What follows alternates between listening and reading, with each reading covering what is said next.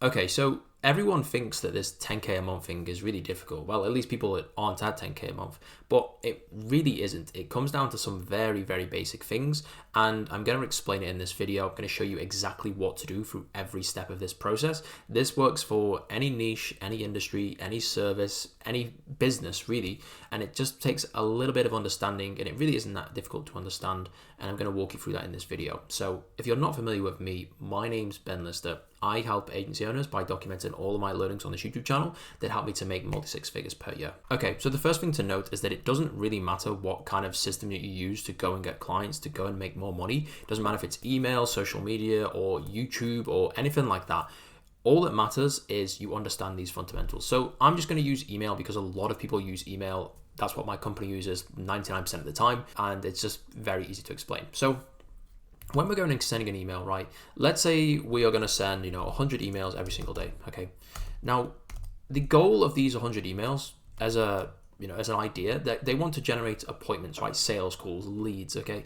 In this business that we run, where you're running an agency or any kind of online business, it's very likely that you're going to send out emails to get someone to jump onto a sales call. Now, this can be, it doesn't have to be a sales call. This could be a link to go and pay, right? If it's a SaaS product, for example, you could just show someone how it works, send them a demo, and then that's how it would work, right? But for the 99% of people, it's going to be a sales call, okay?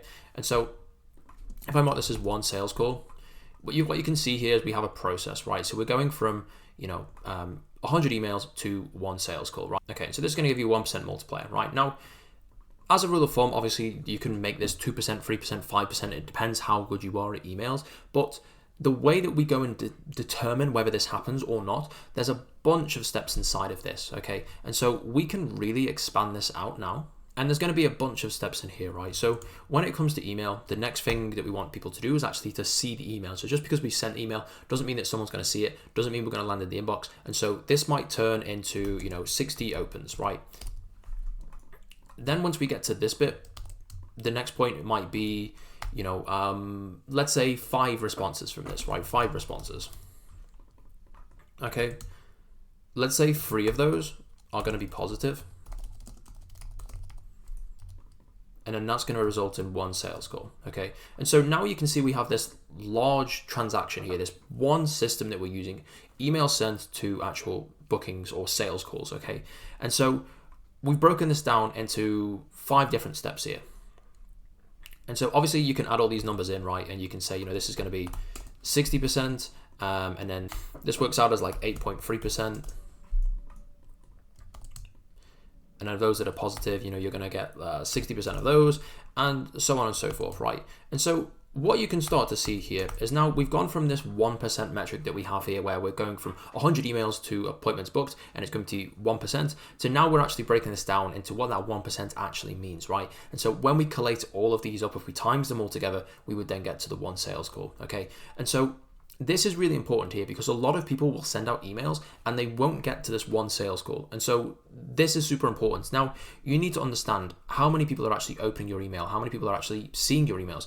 And then if this is fine, if you're getting 50, 60%, which is about right, it obviously depends on the niche and the industry and the service, how many of those people are actually responding, okay? And so if we're able to see these numbers and we can see the system from above, and we don't just saying, I sent 100 emails yesterday and no one responded, no one booked a call, so I have no idea what's going on, right? I don't know why this is. But now we can see, okay, well, 60% of people are opening it, but no one's positively responding. And so what this means is that now the thing that people are seeing just isn't connecting with the people we're sending it to. Maybe we're sending it to the wrong people. Maybe the thing we're saying just isn't enough. Maybe the service that we have, just people don't want it. Something along those lines. And so when we can start to understand where this problem is, then we can actually go and fix the problem. Because until we know where this problem lies, we can't really fix anything. And so each one of these as well is going to have its own issues. And so if I just expand this one out again, what we're doing here now is expanding this section out into this one, okay? And so now there's going to be a whole different range here. So obviously the first thing we want is to actually land in the inbox, but there's going to be many different factors that are at play here, such as, the kind of leads that we're using, if they're overused or not, right? For example, the time of day that you send your emails, okay? For example, the subject line. And there's a whole bunch of stuff in here, right? And this one isn't a linear fashion. We're not going to go in order because it doesn't matter. You don't go do the leads first and then the time and then the subject line. But you can see here there's a bunch of different variables that we can actually use and play around with. Now, what actually happens then at this point when we know that there's something wrong? How do we actually go and change this and make it so it's from bad to good? Now, the big secret when it comes to any marketing and any business is literally just to test things, just to try things out. The reason why all of the gurus you might see on the internet have a good system that they have, or they have a YouTube channel that works, or something that's been successful in their business, is because they just randomly thought, like, let's try this out. This could possibly work. There's so many times where I've tested things out and I thought there's no way this is going to work. It's just kind of out there. It really doesn't make a lot of sense. We go and test it out and it works pretty well and we can convert at a pretty high rate, and then we just duplicate that many times over, right? But there's so many times where I'm thinking, like, this is dead certain this is going to work. This campaign is perfect. There's no reason why this fails, and it does fail. And it's kind of difficult to explain. Obviously, there's probably some kind of answer there, but the answer doesn't really matter. We just need to know that it does or it doesn't work. And so when it comes to the leads, for example, there's different best practices that you can do. Like, you can make sure you are finding manually sourced leads, so your leads aren't going to be hit 10, 20, 30 times every single day. You can make sure that they're all correct so the emails aren't bouncing. You can make sure that you're actually reaching out to the decision maker and not some random person in the company. You're not reaching out to the support email, for example. All these different things. You can just test them out. And so there is formulas on obviously how to actually go and find leads and good leads, and many people have done this before. There's videos like that on my channel, for example, and so there is formulas to go how to do this. But when it comes to something that is very, very creative and it's not, like a yes or no answer, like the subject line, this is when you can start to test things out. You can find things that work. You can put something in the subject line that means that someone definitely has to click on it because they really need to see what's going on in this email. It creates a lot of curiosity, and then that could work. Okay. Now, there is a caveat to this.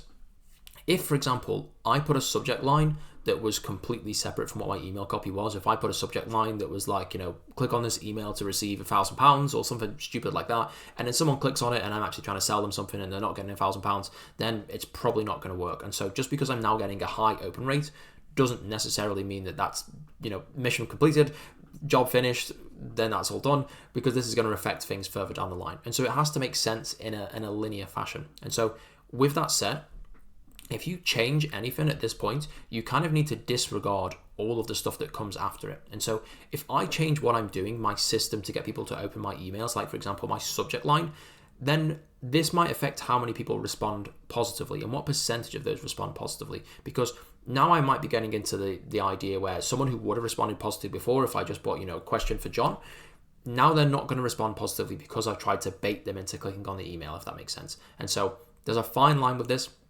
And every time that you do change something, all of those previous metrics are kind of useless. And now you just need to work backwards from that point and then go again with the metrics. So I hope that makes sense, and I hope I've articulated it pretty well. But as soon as we change this one, for example, now we need to redo all of these, and we start fresh from there, and then we try to fix this problem, then we try to fix this problem, then we try to fix this problem. And so what you'll see here is that these numbers they're okay. They're not amazing. Anyone can go and speak to 100 people and get someone on the phone, right? But then when it comes to sales, you might be thinking, sales is really difficult. Sales is like a whole different beast, right? But in actual fact, it's literally the same system, just with different variables, just with different things that are built inside of it. And so instead of going from 100 emails to one sales call, now we're going from, one sales call or 10 sales calls to one client. And so if I just tweak the numbers in here, we can say, 500 emails is going to give us 5 sales calls, and then that's going to give us the one client that we're looking for. And so now we have a system here. For every 500 emails that I send, now I'm going to sign a client, right? And obviously that's a very, very small database. We need to do this on a larger scale, and I'll explain how that works in just a bit. But this is exactly the same thing here. And so now there's going to be this same system that we have in here. And then this is going to be broken down even further, of course. So we have the short rate. So let's say we're going to go for, 4 shows from 5 calls. Let's say from the 4 shows, we're going to have 3 good fits.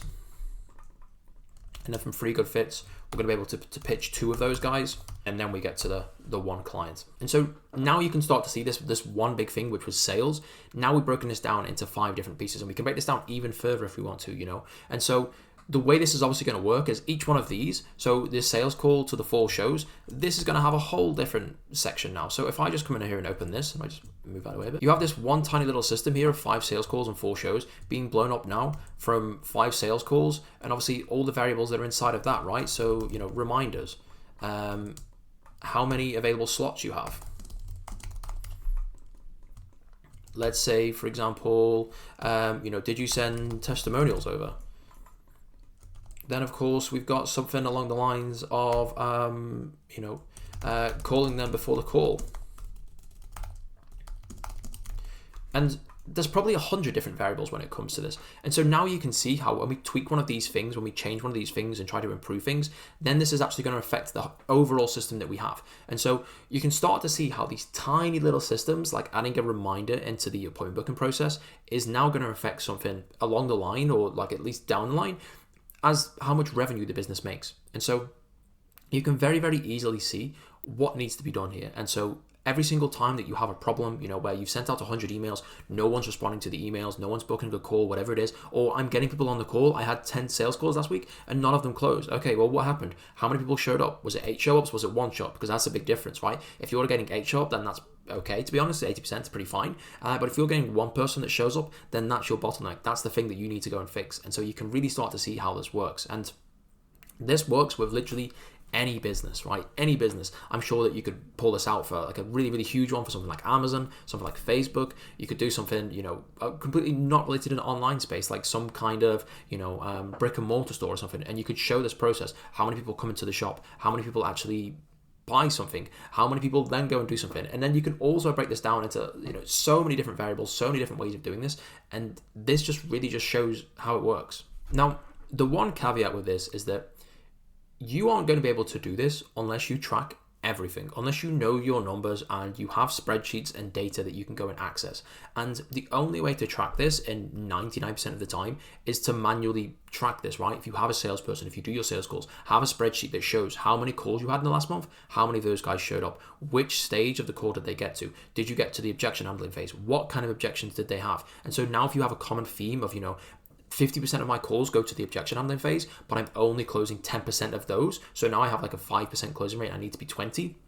Then you can clearly see, okay, if I can improve my sales conversion rate and I can double that, then I know for a fact that I'm going to double the amount of sales calls that I have, or the amount of clients that I have.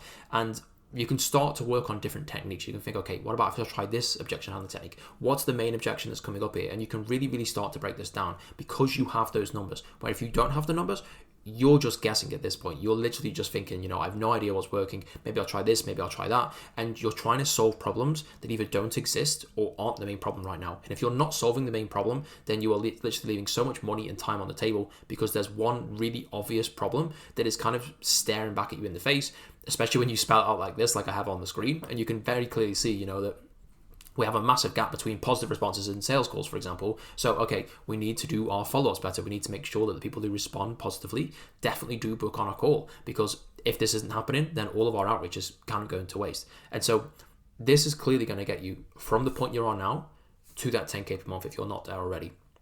And so you can see, for example, that if you sell services for $1,000 a month and, it's taking you 500 emails to close 1 client, then you know how many emails that you need to send in order to get to that point. And you can go one better and just double that amount, right? So you know that you need 500 emails to close 1 client and you want to close 1 client a week. Okay, we're going to do 1,000 emails every single week. So there's no way that we don't hit that 10K per month. And all you have to do is do this once or twice, have that 1 client, that 2 clients, and then you have a system. You sent 500 emails, 100 of those people, responded positively, whatever it may be, and you can have this system in place and you can see that something works now. And then if you know how to get to 10K per month, it's very, very simple how to go from 10K to 50K, because you literally just 5x what you're doing. To go to 100K, you 10x what you're doing. Now, there is operational complexity in that, right? And there's a lot of stuff that comes with that. But if you just want to create a business that's a little bit messy, that, is kind of out there, there's stuff going on all over the place, you can very, very easily do it. And that will get you to 10K per month pretty quickly. As long as you have a market where someone actually wants to buy your services and you know how to fulfill on your services, like you're going to do whatever it takes to make sure that you can fulfill on your service, then there's no excuse not to be at 10K per month. Like, it really is this simple. If you are looking for ways to sign clients, for us to basically do this stuff for you and to show you how this works in a lot of detail, then click the first link in the description. Don't worry, we're not going to ask for anyone's email or phone number or anything like that. It's literally just a video of me explaining what my company does, how we've done this many times before for many different agencies. You don't have to click it. I don't really care if you do or not. But yeah, if you like the video, comment, subscribe, all that stuff. And thanks for watching. Cheers.